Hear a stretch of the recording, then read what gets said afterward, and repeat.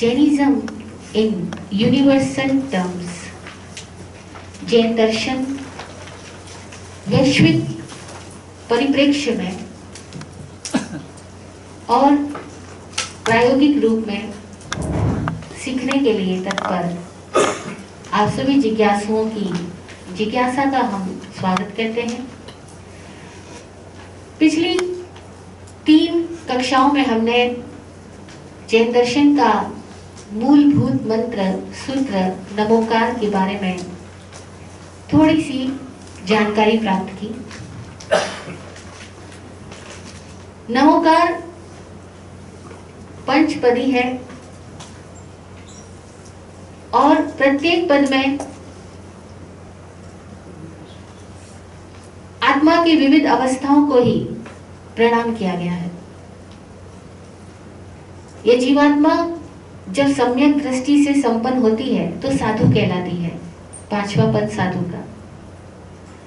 और जब उसकी साधुता में अगर प्रज्ञा गुण विशेष रूप से खिल जाए और वह दूसरों को मदद करने में सक्षम बन जाए, तब कभी कभी वो उपाध्याय पद की योग्यता प्राप्त कर लेती है, क्योंकि उपाध्याय के पास प्रज्ञा गुण है। ज्ञान को विविध आयामों से समझने और समझाने की क्षमता का नाम प्रज्ञा है। उन्हीं साधु में से कुछ साधुओं के अंदर ऐसी विशाल संघीय चेतना, संकल्प क्षमता और प्रशासनिक क्षमताएं प्रकट हो जाती है, तो वे कभी कभी संघ के द्वारा आचार्य के रूप में चुन ली जाती है, जिसके नेतृत्व में संघ साधना करके गति करता है, प्रगति करता है। ऐसे आचार्य, उपाध्याय और साधु, ये तीनों ही आज के युग में हमें प्राप्त हो पाते हैं। हम उनका दर्शन कर पाते हैं, वंदन कर पाते हैं। अरहंत और सिद्ध हर युग में, मतलब अरहंत हर युग में हमें नहीं मिलते। सिद्ध तो अस्तित्व की शुद्धतम अवस्था का नाम है, जो कि सदा है ही। लेकिन अरहंत देहधारी इंसान के रूप में, जिसके भीतर आत्मा अरहता प्रकट हो गई, केवल ज्ञान, केवल दर्शन प्रकट हुआ, उस रूप में अरहंत सदा हमें नहीं मिल पाते। लेकिन हम भाव रूप में जब वंदन करते हैं तो वे सदा मौजूद ही होते हैं, चाहे वे दैहिक रूप में हमारे सामने ना हो रहे। तो अरहंत और सिद्ध, ये 2 पद एक अलग कैटेगरी में हुए। आचार्य, उपाध्याय और साधु, ये 3 पद एक अलग कैटेगरी में हुए। Is it clear? अरहंत और सिद्ध को जैन दर्शन में देव कहा गया, आचार्य, उपाध्याय और साधु को गुरु कहा गया। और इन 5 ही पदों में जो नमो कॉमन पद है, 5 ही पदों का प्रारंभ ही नमो से होता है, यह नमो को धर्म पद कहा गया। तो आज का हमारा चैप्टर है देव, गुरु और धर्म। देव है अरहंत सिद्ध, गुरु है आचार्य, उपाध्याय, साधु, और धर्म है नमो। एक अपेक्षा से हम देव, गुरु, धर्म को इस आयाम में समझ रहे हैं कि देव अरहंत और सिद्ध है। अब प्रश्न पैदा होता है, देव मतलब क्या? देव का मतलब होता है जो दिव्यताओं का स्वामी है, जिसमें दिव्यता प्रकट हुई। दिव्यता यानी हमारा एक भौतिक अस्तित्व है जो हम देख पा रहे हैं, जो पंचभूतों से निर्मित हुआ है। इस भौतिक अस्तित्व में हम अपने आप को प्रकट करते हैं। तो ये हुई भौतिक सिद्धि, भौतिक अभिव्यक्ति। इसी अस्तित्व को इस भांति डेवलप किया जा सकता है कि इसमें से दिव्यता प्रकट हो जाए। वो दिव्यता पुद्गल पदार्थों पर प्रकट नहीं होगी, वो दिव्यता प्रकट होगी हमारे भीतर के गुणों के द्वारा, क्वालिटीज के द्वारा। जैसे दिया भौतिक है, मिट्टी से बना है, लेकिन इसी दिए में जब जोत जगा दी जाती है तो वही मिट्टी का दिया अंधेरे को मिटने वाला और कितने लोगों के लिए प्रकाशक बन जाता है ना। तो अब जो जगते ही वो मिट्टी का दिया ही भौतिक होते हुए भी एक तरह से दिव्य हो गया ना। ऐसे ही हम सारे लोग अभी भौतिक है, लेकिन अगर हमारे भीतर आनंद प्रकट हो जाए, अक्षय आनंद, मतलब कभी समाप्त न होने वाला आनंद, ज्ञान प्रकट हो जाए, यानी हम अपने आप को पूर्णतया जान पाए, देख पाए, महसूस कर पाए, आत्मज्ञान आत्मदर्शन प्रकट हो जाए, तो क्या होगा? दिया तो यही रहेगा, शरीर तो यही रहेगा, लेकिन हमारे भीतर की दिव्यता उजागर हो गई। और जब दिव्यता उजागर हो गई तो हमारे लिए फिर अंधेरे का कोई अस्तित्व नहीं बचेगा, अज्ञान का कोई अस्तित्व नहीं, मोह का नहीं, शोक का नहीं, लड़ाई झगड़े का नहीं, ये दुनिया के जितने प्रपंच है उन सब का अस्तित्व हमारे लिए खत्म हो जाएगा। जैसे सूरज के आने पर अंधेरा का अस्तित्व मिट जाता है, ऐसे ज्ञान प्रकट हो गया तो ये सारा जो मोह, माया, वासना, विकार, काम, क्रोध, मद, मान, माया, लोग जितने भी दोष मानते हैं, इन सब दोष तिरोहित हो जाएंगे। तो वो जो भीतर की अवस्था प्रकट होती है उसको दिव्यता कहते हैं, जिसको हम बोलते हैं एनलाइटेंड सोल। ये दिव्यता जो है वो इसी चेतना में, इसी आत्मा की अवस्था है। और ये आत्मा की अवस्था अभी क्यों नहीं प्रकट हो रही है? क्योंकि अभी इसके ऊपर बहुत तरह के आवरण है। और वो आवरण क्या है? विकारों के, विचारों के आवरण, विभावों के आवरण। और वो विभाव क्या है? अब बड़ी गजब की बात है, विभाव क्या है? केवल हमारी सोच ही तो है। हमारी सोच में जो नकारात्मकता है, जो कमजोरी है, जो अशुद्धि है, वही हमारे विभाव है। और वह होने की वजह से आत्मा का अवास्तविक होनापन प्रकट नहीं हो रहा। तो जिसके अंदर में ये दिव्यता प्रकट हो गई वो देव है हमारे जैसे इंसान है, सभी मिट्टी के दिए, लेकिन उनके अंदर ज्योति जागृत हो गई तो वो देव कहलाते हैं। और अद्भुत बात यह कि जैसे उनमें ज्योति जागृत हुई, हम में से हर एक में हो सकती, हर एक व्यक्ति अनंत हो सकता है, हर एक व्यक्ति सिद्ध हो सकता है। इस भारत में ऐसी धर्म संस्कृतियां हैं, ऐसे दर्शन प्रणालियां हैं, ऐसे सिद्धांत है जहां ये बताया गया है कि परमात्मा एक ही होता है, बाकी हम सब तो उसके अंश हो सकते हैं, हम सब उसके भक्त हो सकते हैं, भगवान नहीं हो सकते। वे कहते हैं एक ईश्वर है, एक ईश्वरवाद, बाकी कोई ईश्वर नहीं हो सकता। अगर बाकी सब ईश्वर हो जाए तो फिर उस ईश्वर की महिमा ही क्या? उसकी गरिमा इस बात में कि वो अकेला ही वहां पर है, दूसरा वहां तक पहुंच ही नहीं सकता, वो एक सर्वोच्च सत्ता है। भारत में ऐसी सिद्धांत मान्यता वाले बहुत लोग हैं। तो जो ईश्वरवादी है, जो एक ईश्वर की कल्पना करते हैं, ऐसे लोग भी हैं जो ये कहते हैं कि उस परमात्मा ने हमें बनाया, उसे खौफ खाओ, डरो। ऐसे दार्शनिक सिद्धांत भी है। और ऐसे दार्शनिक सिद्धांत भी जो कहते हैं ईश्वर वगैरह कुछ होता ही नहीं है, परमात्मा जैसा कुछ होता ही नहीं है, बस ये पूरी प्रकृति है, इसमें हम सब पांच भूतों से मिलकर बनते हैं और मिट जाते हैं, फिर बनते हैं, फिर मिट जाते हैं, संयोग से पैदा होते हैं, संयोग से मर जाते हैं। हमारे अंदर कोई आत्मा परमात्मा जैसी कोई चीज ही नहीं होती है। जैसे पान खाया तो पान का हरा कलर था, उसमें चूना था, सफेद था, उसमें कत्था था, वो थोड़ा बहुत लाल था, लेकिन तीनों सब चारों पांच द्रव्य मिलकर के जब खाया तो मुंह पे लाल लाल असर आया, ठीक है ना। तो अब कहोगे पत्ता हरा था तो लाल कैसे आया रंग? लेकिन पान में इतनी तरह तरह की सामग्रियां मिली और खाया तो लाल रंग आ गया। इसी तरह से ये सारी चीजें मिलती है तो हम इंसान बन जाते हैं। पृथ्वी, पानी, मिट्टी, अग्नि, वायु सब मिलती है, हम इंसान बन गए, पंचभूत, और बिगड़ जाएंगे, वापस खत्म हो जाएंगे, हमारा कोई अस्तित्व ही नहीं है। ऐसी सोच वाले भी है, वो भी दार्शनिक सिद्धांत कहलाता है, जिसको चारवाक कहते हैं। कोई एक ईश्वरवाद है, कोई मायावाद है। मायावाद का मतलब होता है, वो कहते हैं सब कुछ माया है, जो दिखलाई पड़ रहा है वो सत्य है ही नहीं, वो केवल प्रतीति है। प्रतीति मतलब इल्यूजन है। जैसे रात हम सपने के अंदर बहुत कुछ देखते हैं, लेकिन सुबह उठते तो सपना खत्म, सपने का कोई अस्तित्व है क्या? जब रात में जो सपना देखा सुबह वो खत्म हो जाता है, तो दिन भर जो कुछ हम कर रहे हैं वो रात में सो जाते हैं तो खत्म हो जाता है। Everything is illusion. जो एग्जिस्टेंस है वो भी इल्यूजन है। ऐसी मान्यता वाले भी लोग हैं, और सबके पास अपने अपने लॉजिक्स है। कोई कहता है एक ब्रह्म है, बाकी जगत मिथ्या है। कोई कहता है सब कुछ शून्य है। कोई कहता है सब कुछ माया है। और कोई कहता है ईश्वर कण कण में व्याप्त है। अब इतनी सारी मान्यताओं के बीच में ये जैन धर्म क्या कहता है? ये सवाल भी तो आता है। तो जैन धर्म ऐसा नहीं कहता कि एक ही ईश्वर है। जैन धर्म ये भी नहीं कहता कि ईश्वर इस दुनिया को बनाने वाला है, चलाने वाला है या मिटाने वाला है। वो ईश्वर को जगत का कर्ता नहीं कहता। और जैन धर्म ये भी नहीं कहता कि तुम किसी ईश्वर की भक्ति करोगे तो ईश्वर हो जाओगे, तुम किसी ईश्वर के अनुयायी बनोगे तो ईश्वर हो जाओगे, उसकी कृपा मिल गई तो तुम्हें मोक्ष हो जाएगा, ऐसा भी नहीं कहता। वो क्या कहता है? वो कहता है तुम ईश्वर ही हो, खुद को जान लो। खुद को जानो,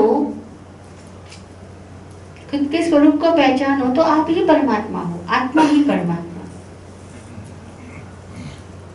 और ये जो कुछ दिखलाई पड़ रहा है वो चाहे इंद्रियों की प्रतीति है, यानी इंद्रियों से दिखने वाला सत्य है, लेकिन इसका भी अस्तित्व है एक लेवल पर। और यहाँ कितने लेवल्स है? तो बोलते हैं अनंत लेवल्स है। इनफाइनाइट फ्रीक्वेंसी जोन से, इनफाइनाइट लेवल से, और हर लेवल पे जाकर के आप दुनिया को देखोगे तो अलग नजरिए से दुनिया दिखलाई पड़ेगी। जस्ट एन एग्जाम्पल कि हम इस हॉल की अगर पिक्चर लेना चाहें तो हम जिस एंगल से लेंगे पिक्चर डिफरेंट आ जाएगी, डिफरेंट एंगल से लेंगे पिक्चर डिफरेंट आ जाएगी। और किसी एक ही पिक्चर में पूरा हॉल आ जाए और सारे एंगल्स को, पिक्चर्स जो हमने इनको मिला करके हॉल की पिक्चर बनाना चाहें, पॉसिबल ही नहीं होता है। तो इसलिए जैन दर्शन कहता है कि सबकी बातें कुछ कुछ अपेक्षा से सत्य हो सकती है, सबकी बातें कुछ कुछ अपेक्षा से सत्य हो सकती है।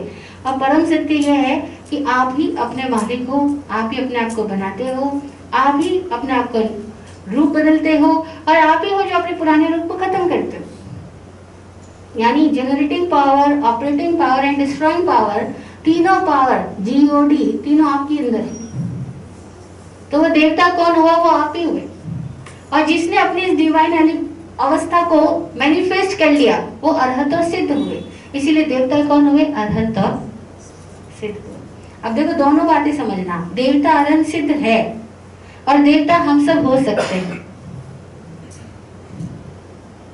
तो हमारा देव क्या? अब प्रश्न वापस आया, हमारा देव क्या? तो सबसे पहला क्वेश्चन आता है देव होना ही क्यों चाहिए? अब इस पूरी दुनिया के अंदर, कम से कम भारत भर के अंदर में बचपन से आदमी को सिखाया जाता है ये हमारे देवता होते, ये हमारे भगवान होते है ना। अगर कोई ईसाई कुल में खानदान में पैदा हुआ तो उसको बचपन से यीशु का नाम सिखाया जाता है, जीसस हमारे God, son of the God, ठीक है। कोई मुस्लिम में पैदा हुआ मोहम्मद साहब, वो बोलेगा ईश्वर के पैगंबर मोहम्मद साहब है, वो ईश्वर खुदा, सिखाया जाता है संस्कारों में।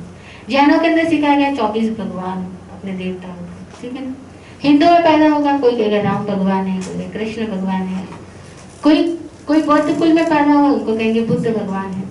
तो सबके कुलों के अंदर अलग अलग तरह के देवता होते हैं ना। हम भी पैदा हुए तो हमको भी कोई देव पकड़ाया गया, कोई नाम पकड़ाया गया, सबके कुलों में पैदा हुआ। जिस कुल में, जिस संस्कृति में, जिस देवी देवता की मान्यता रही, जिस भगवान की मान्यता रही, वो भगवान उसको बच्चे को बचपन में सिखा दिया जाता है। हमने भी सीखा, लेकिन तब जब सीखा था तब हमने माना था, प्रश्न नहीं उठाया था, क्योंकि हम बच्चे थे तो हम प्रश्न नहीं उठाते थे, हम मान लेते थे। लेकिन आज के बच्चे ऐसे नहीं है और आज हम भी ऐसे नहीं है। आज हमारे अंदर प्रश्न उठता है कि ऐसा क्यों, हर बात पे क्यों पैदा होता है? राम भगवान क्यों है, कृष्ण क्यों है? अगर एक ही भगवान हो सकता है तो फिर राम भी क्यों, कृष्ण भी क्यों, मोहम्मद साहब भी क्यों, जीसस भी क्यों, 24 भी क्यों, इतने सारे क्यों? तो बहुत सारे क्यों पैदा होते हैं हमारे अंदर ना। हम कोई भी बात सुनते तो क्यों पैदा हो जाता है। तो आज की कक्षा में हम सीखेंगे कि फिर देवता क्या है, कौन सा व्यक्ति देवता है। तो जैन दर्शन क्या कह रहा है यहाँ पर? नमो अरहंतानम नमो सिद्धानम। अरहंत, सारे अरहंत देव है, सारे सिद्ध देव। यानी देव होने के लिए राम, कृष्ण, महावीर, बुद्ध एक नाम की बात नहीं है। जिसके भी भीतर अरहता प्रकट हो गई सब देव। जिसने भी अपने आप को पूर्णतया जान लिया वो सब देव है।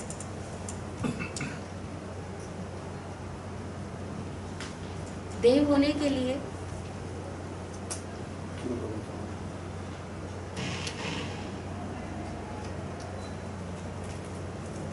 कुल खानदान की बात नहीं है।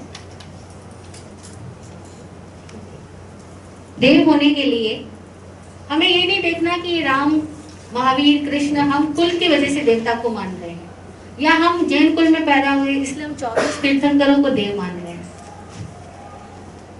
अगर 24 तीर्थंकरों को हम देव इसलिए मान रहे हैं कि हम जैन कुल में पैदा हुए, या गौतम बुद्ध को देव इसलिए मान रहे हैं क्योंकि हम बुद्ध कुल में पैदा हुए, तो ये मानना हुआ, जानना नहीं हुआ। और जब भी हम मानते हैं तो हमने एक बात सीखी थी कि मानने वाला मित बन जाता है, सीमित बन जाता है, और जानने वाला विराट हो जाता है। फर्क क्या है दोनों में, मानने और जानने में? मानने वाला सिकुड़ेगा और जानने वाला फैल जाएगा।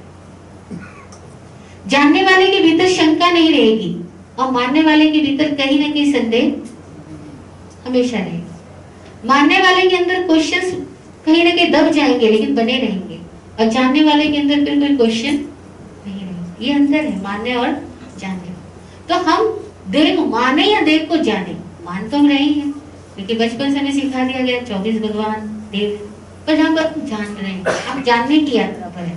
क्योंकि हमने पहली कक्षा में जाना था कि जो जानने की यात्रा पे निकला है वो जैन है, तो हम जानने की यात्रा में निकले हैं, तो हमें जानना है कि देव क्या है, देव का कॉन्सेप्ट ही क्यों आया। चलिए कहा जानने की यात्रा है ना, देव का कॉन्सेप्ट क्यों आया, कारण क्या है। देखो हम इंसान जो है, हम अनंत संभावनाओं का एक संसार है। We all have infinite possibilities and potential. इसीलिए हमारे समाज में यानी मनुष्य समाज में हमेशा ये चिंता की जाती रही है कि मनुष्य को सही शिक्षा मिले, सही ज्ञान मिले, सही प्रेरणा मिले और वो विकसित हो सके। आप देखो जानवरों के समाज है, वहां कभी ऐसी चिंता किसी जानवर ने की क्या कि कोई कुत्ता सोचे मेरा पिल्ला पैदा होगा तो इसको स्कूल में डालेंगे? नहीं ना। कोई देवताओं ने ऐसी चिंता की क्या कि मैं अपने नेक्स्ट जनरेशन के देवताओं को और ज्यादा समझदार बनाऊं, टैलेंटेड बनाऊं? नहीं, वहां कोई चिंता नहीं। कोई नारकी में चिंता होगी ऐसी? नहीं होगी, क्योंकि वहां पर विकास की संभावनाएं नहीं है। विकास की संभावनाएं केवल मनुष्य में। किसमें है? मनुष्य में। तो मनुष्य ने कहां से कहां तक की यात्रा की, अगर हम अपनी हिस्ट्री में जाने तो हमें पता है हम पहले कभी आदिवासी थे, वहां से डेवलप होते होते हम यहाँ तक आज पहुंच पाए। क्लियर? और कितनी हमने सभ्यता संस्कृति डेवलप की है, कितना ब्रेन डेवलप हुआ है। ये ब्रेन अगर अल्टीमेट पॉइंट तक डेवलप हो जाए तो क्या हो सकता है?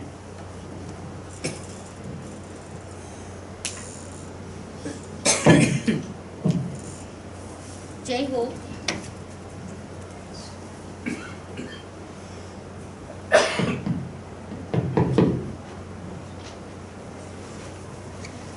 अगर ये ब्रेन हमारा, जो कि ब्रेन मनुष्य के पास डेवलप हो रहा है, डेवलपिंग स्टेज में है, पशुओं के पास भी ब्रेन है लेकिन उतना डेवलप नहीं जितना इंसानों के पास, ठीक है। अगर हमारा ब्रेन 100% तक डेवलप किया जाए तो क्या स्टेज आएगी? क्वेश्चन था। अभी कितना डेवलप है? आप में से किसी ने इस बारे में जानकारी हासिल की होगी? 2%। हाईएस्ट जिसका माइंड पावर आंका गया वो भी 3 पॉइंट समथिंग, इससे ज्यादा नहीं। 97-98% हमारा ब्रेन पार्ट अभी भी सुप्त है, इसकी शक्तियां जागी नहीं। कुछ कुछ लोगों के अंदर कुछ कुछ शक्तियां जागती है तो वे दुनिया में ऐसे करामात कहलाते हैं। ओह, ये आदमी पूरी जिंदगी भूखा रहे, तो भूख कैसे नहीं लगी, फिर जिया कैसे? कोई पूरी जिंदगी पानी भी नहीं पिए बिना भी रहा तो हैरान होंगे ऐसा कैसे हो? कोई एक स्थान पे बैठा है 5 स्थान पे दिखलाई पड़ जाए तो हैरान होंगे ये चमत्कार कैसे हो गया, है ना? कोई आपके मन की बात बता दे, रात आपने सपना क्या देखा ये बता दे, या जब आप पैदा हुए थे तो घर की सिचुएशन क्या थी ये बता दे, या आपके पास बर्थ के बारे में बता दे। हैरान हो गए ना, ये सब कुछ कैसे हो गया, किसी को मेरा पिछले दिन कैसे पता चल सकता है। अथवा आप किसी के पास गए, उसने आपका नाम बता दिया जबकि वो आप पहली बार मिल रहे हो, तो आपको चमत्कार लगता है, अरे ये नाम उसको कैसे पता लगा। ये छोटे मोटे जिसको हम चमत्कार बोलते हैं, वो क्या चीजें हैं, उनके भीतर कुछ वो पावर पॉइंट एक्टिवेट हो गए जो नॉर्मली हम लोगों के अंदर एक्टिवेट नहीं है। ठीक है, तो हम उन बातों को चमत्कार कहते हैं जो बातें नॉर्मली हमारे अंदर एक्टिवेट अभी नहीं हो पाई और किसी किसी में एक्टिवेट हो गई। उनको महान पुरुष भी बोलते हैं, जैसे पातंजलि हुए, ऐसे कई लोग हुए जो वृक्षों से बातें करते थे और वृक्षों से बातें करके पूछते थे कि वनस्पतियों से बातें करके पूछते थे कि तुम मनुष्य के शरीर में कहाँ का उपयोग में आओगे, किस बीमारी का इलाज कर पाओगे। तो पौधे उनके साथ बात करते हुए उनको बताते थे। अब आप हैरान होंगे, पौधे बात करना मतलब ये सब बातें एकदम इलॉजिकल सी लगी है ना, कोई चांद तारे बात कर रहे हैं क्या उससे। तो मनुष्य बताता था ये तारा है तो आज समाज में ये वाला घटना घटने वाली है, आज ये वाला नक्षत्र इस दशा में आया है, इस राशि में ये ग्रह आया है, ये घटना घटेगी। अब नॉर्मल आदमी के लिए सब बातें तो बहुत अद्भुत है। ठीक है, जैसे जैसे हर चीज के लिए साइंस डेवलप होती गई, टेक्निक्स डेवलप होती गई, अभी हमारे लिए कुछ चीजें बहुत नॉर्मल हो गई है। लेकिन पहले के जमाने में देखो, अगर कोई आदमी आकाश मोड़ के जाए, जैसे जैन साधु हुए जो आकाश मोड़ के पहुंचते थे, तो हम कहते थे ये कैसे जैन साधु एकदम मतलब आकाश मोड़ के पहुंचते हैं। आज तो तुम सबके पास सुविधा है ना, टिकट निकाला और एयर जर्नी कर लेते हो। तो पहले ये सब चीजें कितनी बड़ी बात मानी जाती थी, पर ये आदमी के अंदर ये पावर कैसे पैदा हो जाती है, क्योंकि पोटेंशियल है। महत्वपूर्ण बात क्या है, पोटेंशियल। ठीक है, अब अगर पोटेंशियल है तो कितना हाईएस्ट पोटेंशियल हो सकता है। 100% अगर पोटेंशियल डेवलप हो जाए उसको अरहत कहते हैं। ठीक है, और 100% पोटेंशियल डेवलप करने की हम सबके अंदर संभावना है, तो उस संभावना को हमें बार बार अगर कोई मोटिवेट करे, कोई इंस्पायर करे, तो ही तो हम बढ़ेंगे, नहीं तो हम तो वैसे ही रह जाएंगे। आप सोचो, आप में से हम में से अगर कोई भी व्यक्ति खाली खाना पाने के लिए पैसा कमाए, खाना खाए, परिवार बनाए और एक दिन मर जाए, इसमें बड़ी बात क्या है। अगर हम अपनी केवल शरीर तल की जिंदगी जिए और जी करके मर जाए, इसमें बड़ी बात क्या हुई। ये पोटेंशियल तो हम जानवर थे तब भी हमारे में था, लेकिन समथिंग इज डिफरेंट। जो जानवर से ज्यादा इंसान में होता है वो होता है सोचने समझने की पावर, है ना। और वो उसको हमेशा कुछ ना कुछ नया करने की इच्छा होती है, नया जानने की इच्छा होती है। ये जो जिज्ञासा गुण है ना हमारे अंदर में, ये जिज्ञासा गुण ने हमको कहां से कहां पहुंचा दिया। आज से 50 साल पहले का आदमी, 100 साल पहले का आदमी और आज के आदमी में कितना फर्क है। आप छोटे बच्चे थे और आपके बच्चे कितना डेवलपमेंट है, आपके बच्चों के बच्चे और डेवलपमेंट। उनके अंदर जितनी क्यूरियोसिटी है, जितने प्रश्न है, जितनी समझदारी है, जितना फास्ट वो सीखते हैं, वो चीजें देख के हम हैरान होते हैं ना। दैट इज क्या है, ये पोटेंशियल मैनिफेस्ट हो रहा है। तो अगर 100% मैनिफेस्ट करना है तो हमारे सामने ऐसा एक प्रेरक तत्व होना चाहिए जिसको देख के हमें लगे कि हमारे अंदर भी ये पोटेंशियल मैनिफेस्ट हो सकता है। वो प्रेरक तत्व को देव कहा गया है। देव यानी हमारा रोल मॉडल, देव यानी हमारा टारगेट, हमारा लक्ष्य, हमारा आराध्य। कौन हो हमारा आराध्य? जो अधूरा है वो आराध्य हो या जो पूरा है वो आराध्य हो? नेचुरल जो पूरा है वही मेरा आराध्य होगा, जो अधूरा है वो आराध्य नहीं होगा। क्योंकि अधूरे के साथ क्या होगा कि एक आदमी ने बहुत मेहनत करके चलो आकाश में उड़ने की कला जान ली, लेकिन वो पक्षियों की भाषा तो नहीं जान सका। एक ने मान लो पक्षियों की भाषा जान ली, लेकिन वो मछलियों की भाषा तो नहीं जान सका। अब दुनिया में ज्ञान विज्ञान ऐसे सीखने जाओ तो अनंत अनंत शाखाएं हैं, और अनंत अनंत शाखाओं में से हम कितना भी जान लेंगे, हमेशा हमारा जानना अधूरा ही रहेगा, कम ही रहेगा, है ना। अगर आप साइंस में परफेक्ट हो गए, हो सकता है मैथमेटिक्स में ना हो सकता है आप इन दोनों में परफेक्ट हो गए, लेकिन हो सकता है आपको मेडिकली आप परफेक्ट नहीं हो, मेडिकल साइंस आपको नहीं पता। हो सकता है उसमें हो गए तो भी 100 सब्जेक्ट ऐसे होंगे जो आपको पता ही नहीं है ना। अब कितना भी बड़ा ज्योतिषी होगा तब भी अगर होगा शरीर का कुछ ऑपरेशन कराना पड़ा तो डॉक्टर के पास ही जाना पड़ेगा। तो मतलब कहने का ये हुआ कि दुनिया में ज्ञान की अनंत शाखाएं हैं और हम अगर उन अनंत शाखाओं को जानने की कोशिश में लगे तो हमारी पूरी जिंदगी खत्म कर दे तब भी हम कभी अनंत ज्ञान को नहीं जान सकेंगे। तो क्या उपाय है कि वो सारा ज्ञान जान लिया जाए? है कोई उपाय? आत्मज्ञान। राइट आंसर, केवल ज्ञान। अब केवल ज्ञान का मतलब क्या होता है? आइंस्टाइन जब बढ़ रहा था, आइंस्टाइन के लिए बनाना था शायद, उसे पूछा गया कि तुम्हारी क्या आखिरी ख्वाहिश है? तुमने दुनिया में बहुत जाना, तुम्हारा माइंड पावर बहुत डेवलप, इतनी चीजों का तुमने रिसर्च करी, इन्वेस्टिगेशन किया, तुम्हारी क्या इच्छा है? तो बोलते हैं कि उन्होंने बोला कि अब तक मैंने बहुत जाना लेकिन ये नहीं जाना कि जानने वाला कौन है। अगर मुझे दोबारा जन्म मिले तो मैं जानने वाले को जानना चाहूंगा। मतलब 3 शब्द हुए,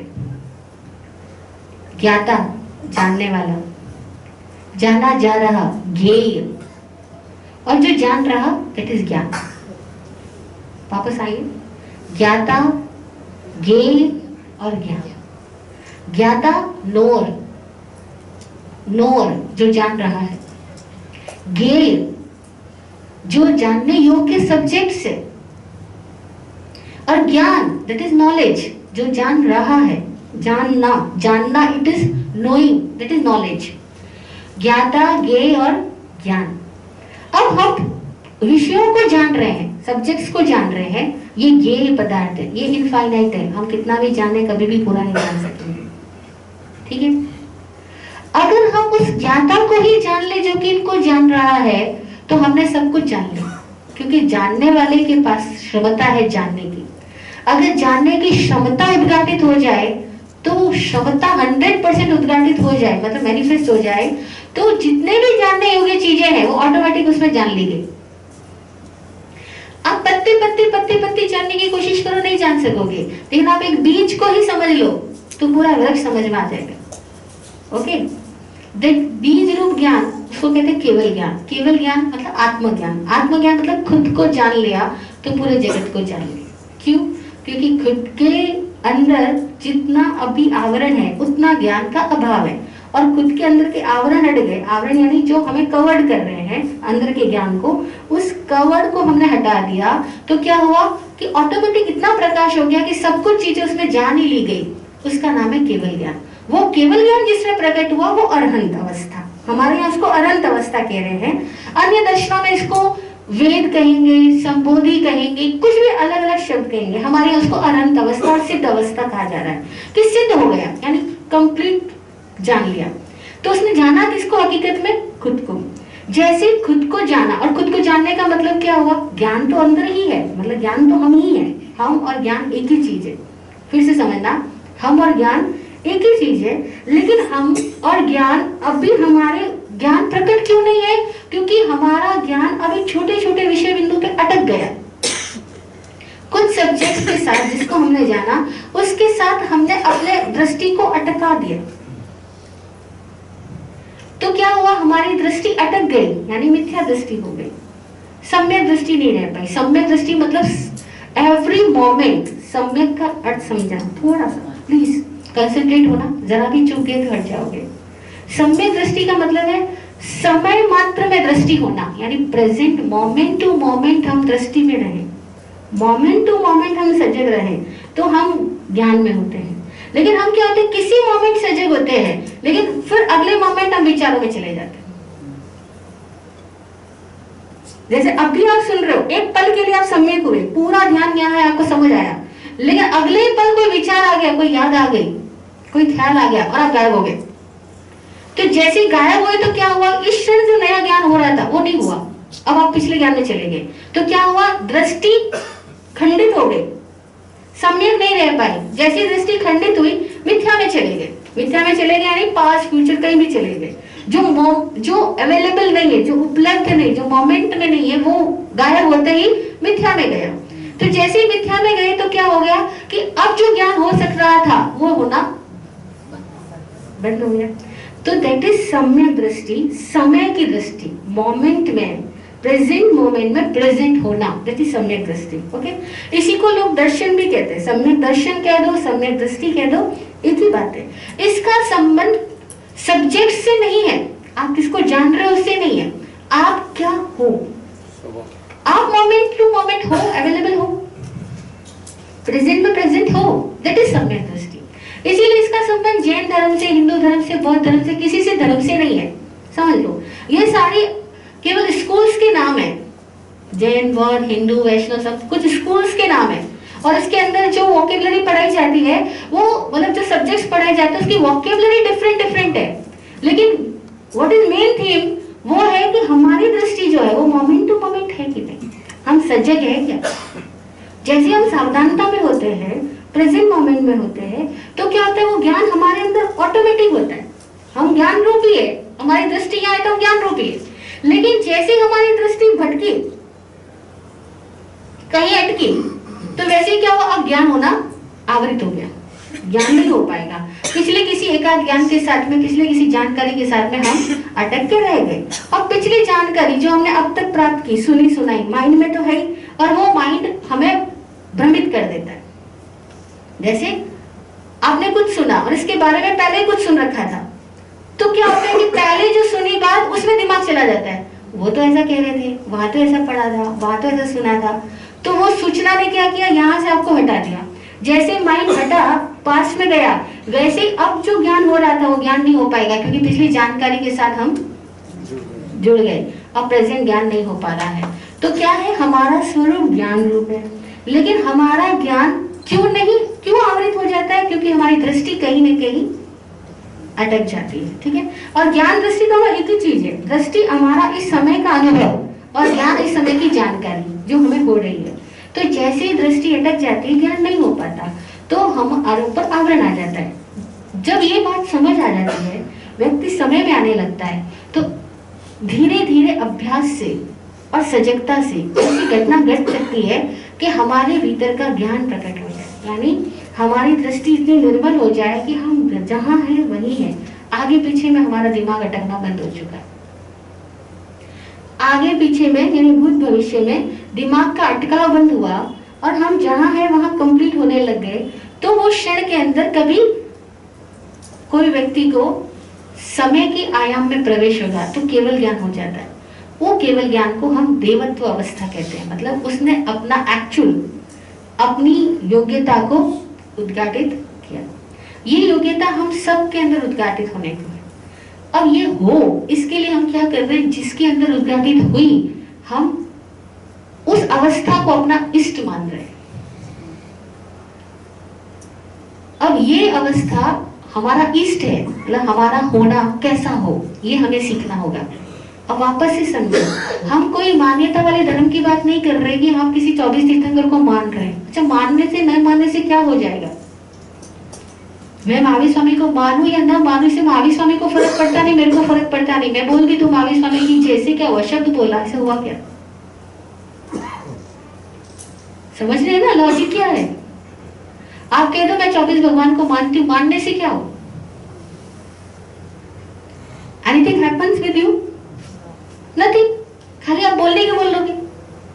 लेकिन हमें जानना है, तो जानो देव क्या है, वाई देव की आवश्यकता क्या है, क्योंकि हमारा 100% पोटेंशियल हमें अपने भीतर उद्घाटित करना है। तो वो उद्घाटित हो, ये हमारा इष्ट है, दैट इज देव। देव मतलब आपका इष्ट। What is purpose of your life? अब बड़ी अद्भुत बात है कि जैसे हम ये लैंग्वेज में बात करते हैं कि what is purpose of your life, तो हमारे दिमाग में सीधा फ्यूचर आता है, क्योंकि पर्पस हमेशा फ्यूचर में, लक्ष्य हमेशा हमको फ्यूचर नजर आता है कि फ्यूचर में कहीं पहुंचना जैसे लक्ष्य हो। ठीक है, अब ये सबसे बड़ा इल्यूजन है, या बचपन से सिखाया गया कि लक्ष्य फ्यूचर में होता है और हम हमेशा फ्यूचर के लिए मूव करते रहे। ठीक है ना, छोटे थे तो 10th कर ले बेटा, 12th बेटा, फिर सीए भी था, फिर ये, फिर वो, फिर पैसा, फिर बिल्डिंग, वो सब कुछ हो गया। ओके, लास्ट टू लास्ट आप मोदी जैसी अवस्था तक आ जाओ, कोई प्रधानमंत्री बन गया तो उसको पूछो लक्ष्य क्या होगी, उसका भी लक्ष्य फ्यूचर में होगा। वो कहेगा अभी तो मैं 2020 की इंडिया की बात कर रहा हूँ, मेरे को 2070 की इंडिया कैसी पहुंचनी है वहां तक सोचना है, मतलब हमेशा लक्ष्य फ्यूचर में। अब ये दृष्टि एक है जहाँ लक्ष्य का मतलब हमेशा फ्यूचर है। अब यहाँ अध्यात्म की दृष्टि में क्या बात कही जा रही है एक्चुअली, क्योंकि ये एक जीवन की यात्रा है जहाँ आप एक वृत्त के चारों ओर घूमते जाओ। एक सर्कल है, उस सर्कल के जिस पॉइंट पे खड़े उसे हमेशा अगले पॉइंट की तरफ घूमते जाओ। ठीक है, तो क्या होगा, हमेशा आगे आगे आगे आगे जहां जाओगे वहां से हमेशा आगे आगे आगे आगे रहेगा।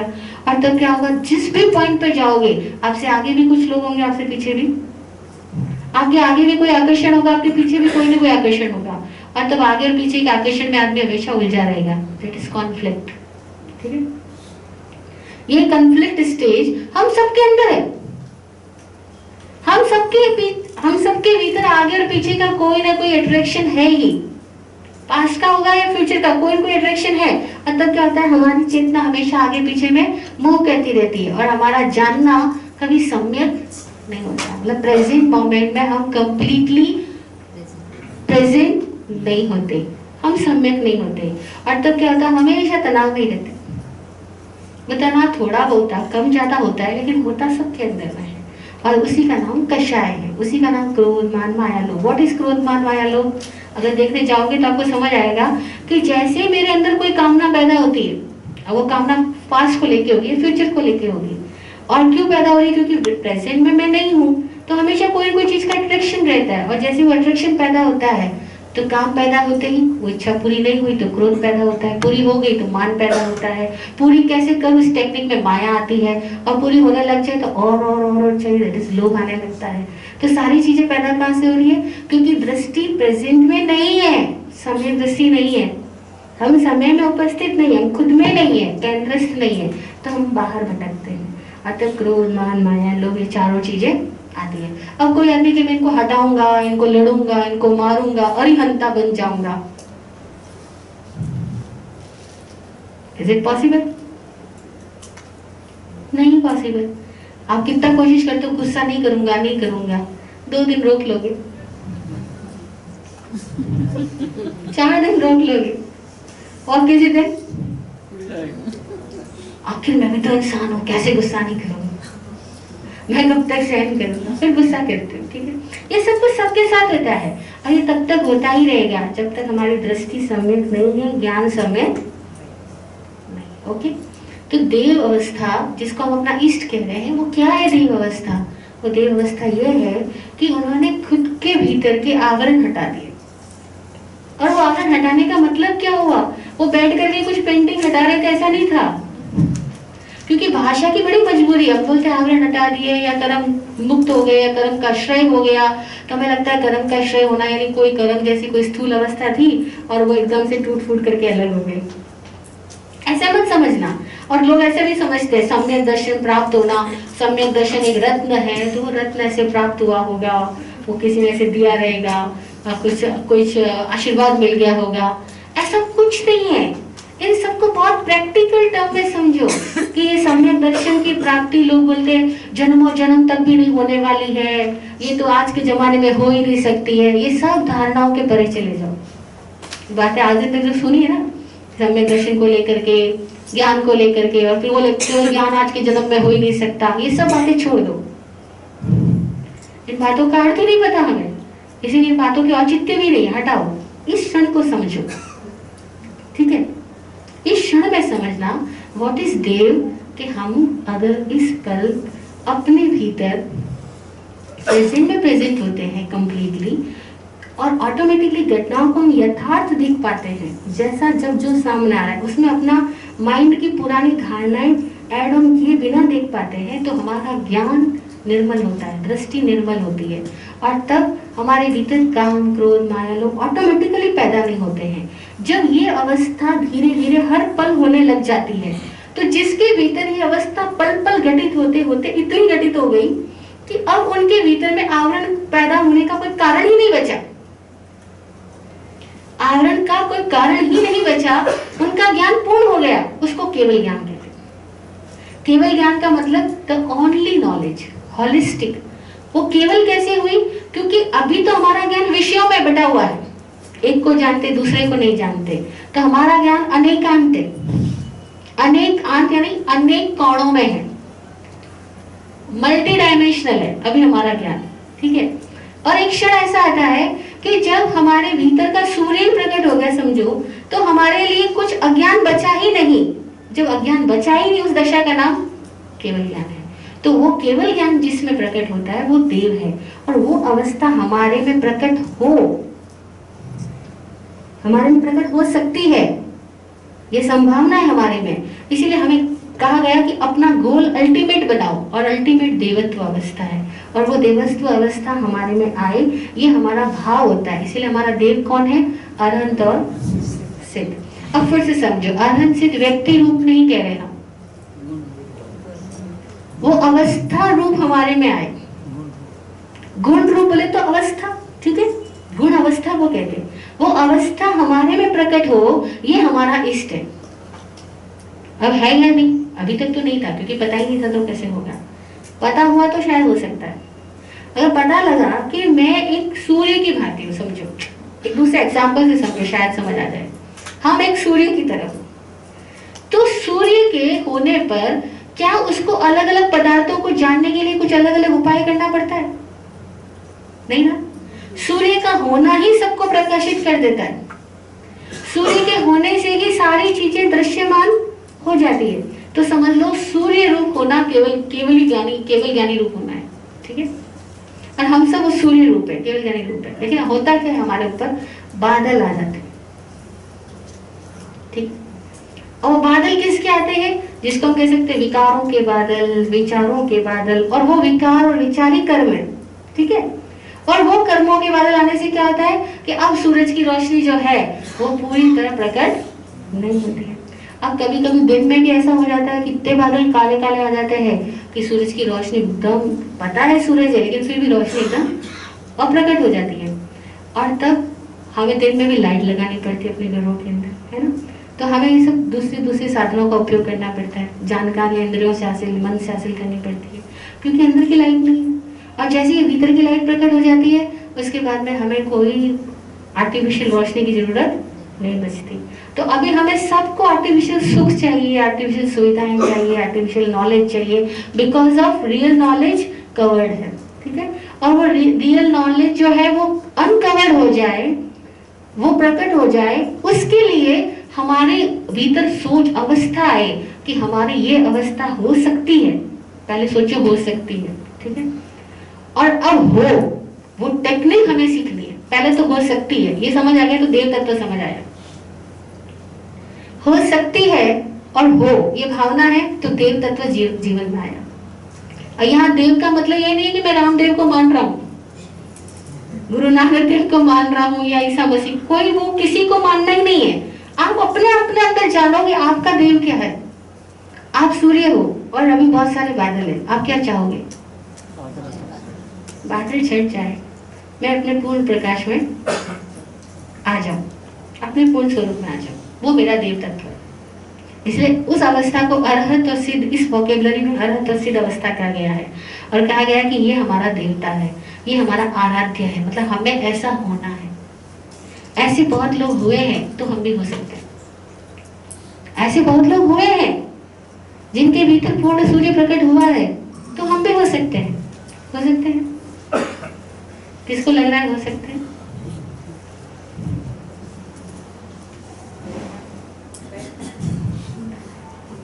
कुछ लोगों को लग रहा है हो सकते हैं, और कुछ लोगों को अभी तक भी डाउट है, पर हो सकते हैं और होना ही है।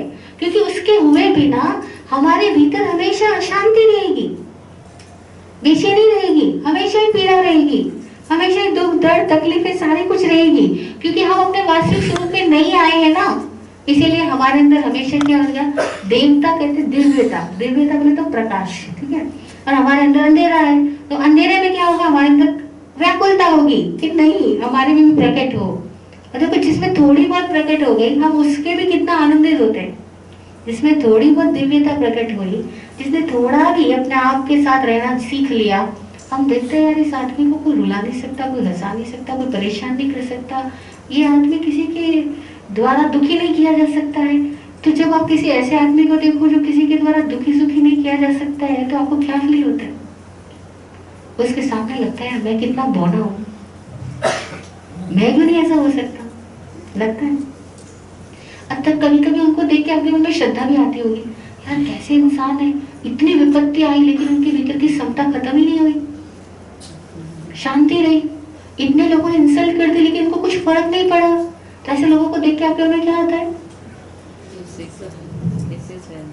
ये कैसे है, अद्भुत है, ऐसा हो सकता है क्या, ऐसा लगता है ना।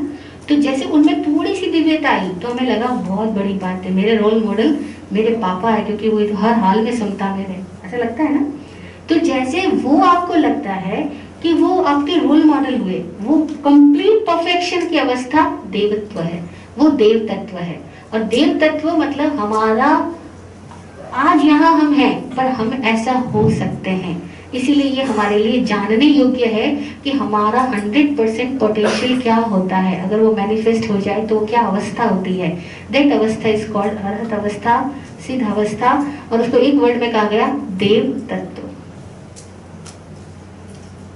जैसे आप स्कूल में बच्चे को डालते हो तो आपको सिखाते हो कि बेटा अभी तो स्कूल में गया, अ लिखना सीख रहा है, लेकिन तुझे पता है आने वाले टाइम में जैसे स्कूल का प्रिंसिपल है ना, तू भी वैसा बन सकता है। तो बच्चे को उस टाइम क्या लगेगा, मुझे तो सीधा सीधा अ लिखना भी नहीं आ रहा और मेरी माँ कह रही है कि तू प्रिंसिपल बन सकता है, या मेरी माँ कह रही है तू डॉक्टर बन सकता है। अब मैं कैसे डॉक्टर बनूंगा, मुझे तो अभी तक एक स्पेलिंग भी याद नहीं होती, और वो कह रही डॉक्टर बन सकते हैं। लेकिन माँ कहती है, भरोसा दिलाती है, बच्चे को लगता है हाँ कोई बात नहीं, प्रैक्टिस करूंगा तो। ऐसे ही हम सबको सिखाया जाता है क्लास फर्स्ट में, मॉड्यूल 1 में, कि तुम अभी चाहे कहीं हो, हम अभी चाहे कहीं, लेकिन हम देव हो सकते हैं, हम आरक्षित हो सकते हैं, ये हमारा अस्तित्व है, ये हमारा असली रूप है, असली होनापन है, और इस होनेपन तक हमें पहुंचना है। ठीक है, अब ये पहुंचना बाहर नहीं है, परिधि पर यात्रा नहीं है, यह पहुंचना है परिधि से केंद्र पर आना, इसलिए ये उल्टी यात्रा है।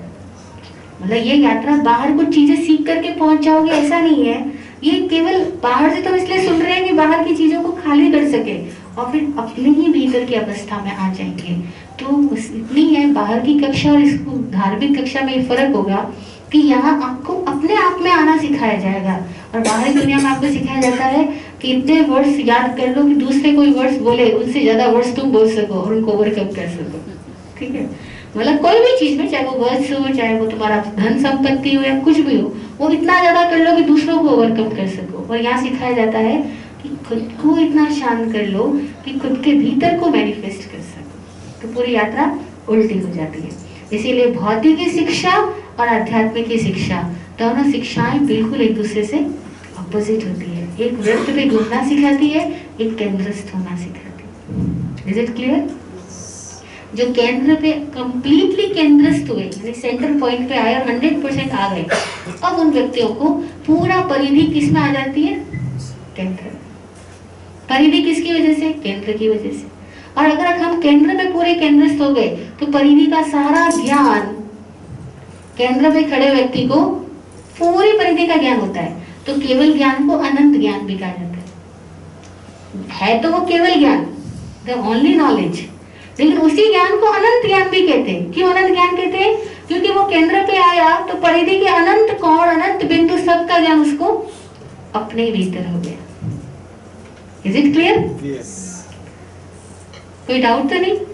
ऐसे तो नहीं लग रहा कुछ ऊपर से जा रहा है, आ रहा है ना अंदर।